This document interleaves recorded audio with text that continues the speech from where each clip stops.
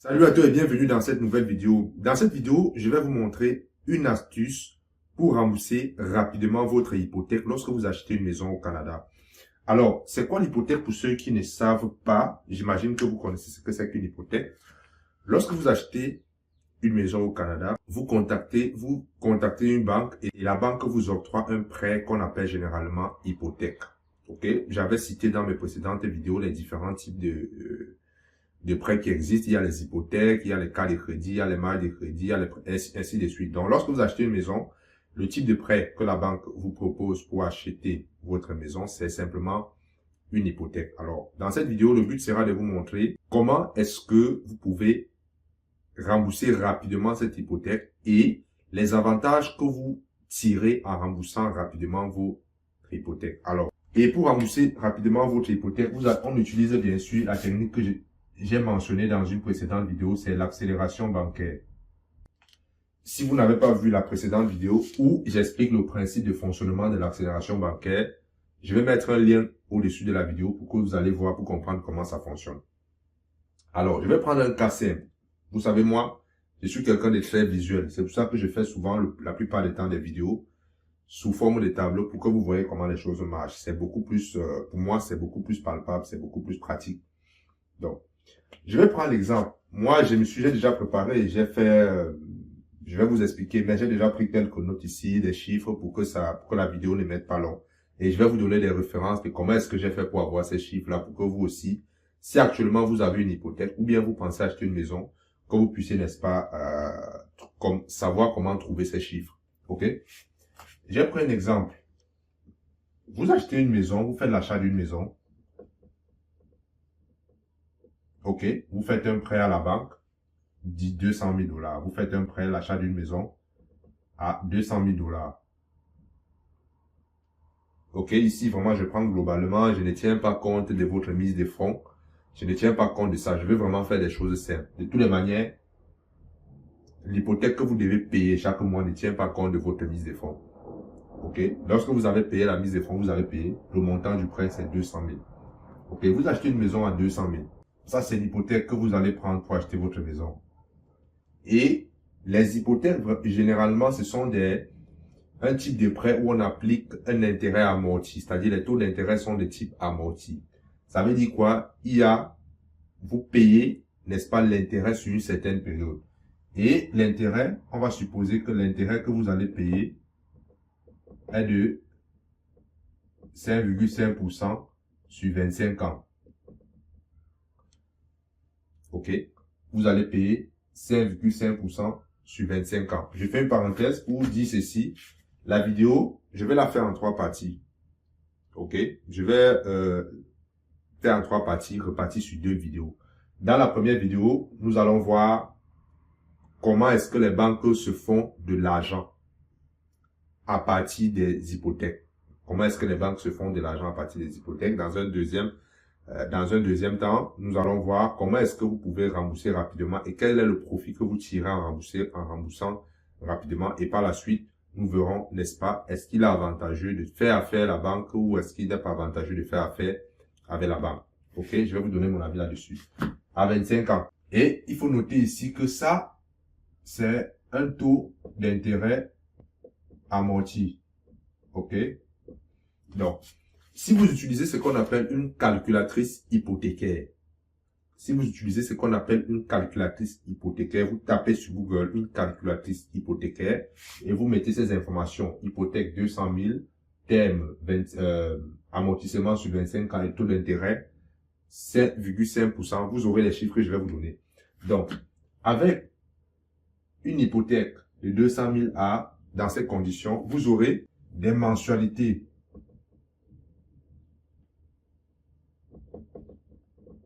de 1200,75 $ à payer chaque mois comme hypothèque. Ça, c'est ce que vous devez payer chaque mois. OK? Maintenant, cette mensualité est divisée en 2 parties. Il y a une partie, n'est-ce pas, qui correspond à l'intérêt. Et il y a une partie qui correspond au capital. Le capital, c'est de l'argent qui vous revient et l'intérêt, c'est l'argent qui va à la banque. L'intérêt, c'est le profit de la banque. Retenez ça bien. le profit de la banque. Quand vous faites un prêt, l'intérêt va à la banque, surtout l'hypothèque, et le capital, c'est pour vous. Ça veut dire au bout d'un certain temps, vous pouvez récupérer ce capital, vous mettez dans vos poches. C'est comme ça que ça fonctionne. Donc, chaque mois, vous allez payer en intérêt. Ouvrez grand vos oreilles, vous allez payer 860,3 $. Et en capital, c'est simple, vous faites la différence, vous payerez 360,42 $. Voilà ce que vous payez. Vous allez remarquer que l'intérêt est très supérieur au capital que vous payez. Et lorsque vous allez regarder la calculatrice d'hypothèque que vous allez utiliser, vous verrez que vous aurez une courbe de ce genre. Ici, vous avez le temps, 5 ans, 10, 15, 20, 25. Ici, ça c'est vos paiements. OK? Vous verrez que la courbe des intérêts sera de ce genre. Par exemple, ici, vous payez 1220 $. La courbe sera de ce genre, c'est-à-dire l'intérêt est élevé au départ et vers la fin, ça baisse. Ça veut dire ça, c'est la courbe des intérêts. Ça veut dire, lorsque vous prenez un prêt avec taux d'intérêt amorti, en l'occurrence, c'est l'hypothèque, vous verrez qu'au début, les premières années, l'intérêt sera toujours plus élevé que le capital. Ce qui fait que vous avez parfois l'impression que le prêt va prendre une éternité. Par exemple, pour ceux qui prennent les prêts étudiants, les prêts auto, vous constaterez au départ que l'intérêt est plus élevé. Et ça, c'est un phénomène, les gens ne s'en rendent même pas compte. Les gens ne prennent même pas parfois le temps pour checker qu'est-ce que je paie dans cette affaire. Est-ce que je paie plus d'intérêt? Est-ce qu'il n'y a pas d'autre option pour moi? Donc, vous voyez que juste en un mois, vous payez l'intérêt pour le prêteur, pour une autre personne, 860 $, contre 360 $ pour vous-même. Et la courbe, n'est-ce pas, du capital va ressembler à celle-ci. Au fur et à mesure que vous allez payer, le capital sera bas au début du prêt et vers la fin, le capital va s'élever. Ça, c'est le capital. OK? Ça, c'est le capital. Voilà à quoi ça ressemble.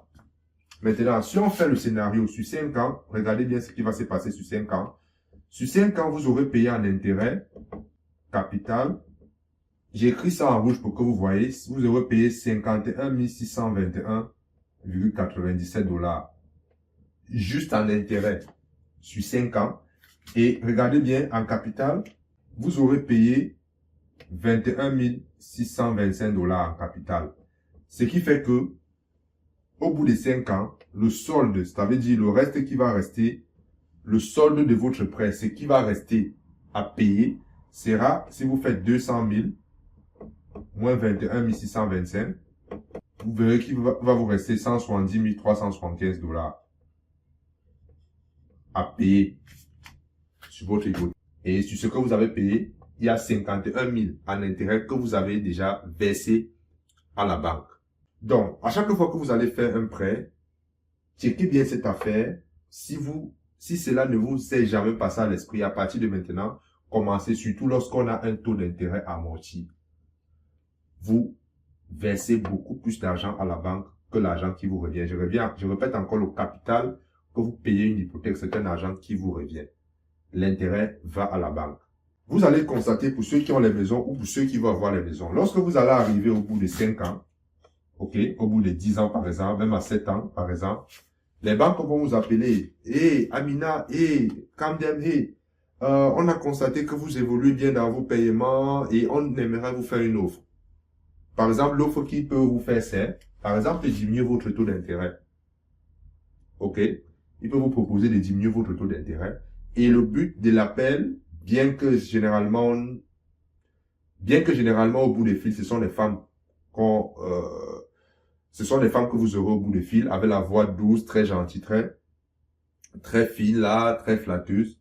Le but de l'appel, c'est de vous faire une offre pour vous ramener de ce point à ce point, pour vous permettre de payer encore plus d'intérêt pour la banque.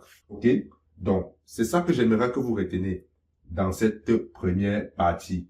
Dans la deuxième partie, nous allons voir comment est-ce que vous pouvez, n'est-ce pas, utiliser l'accélération bancaire pour, n'est-ce pas, mettre plus d'argent dans vos poches.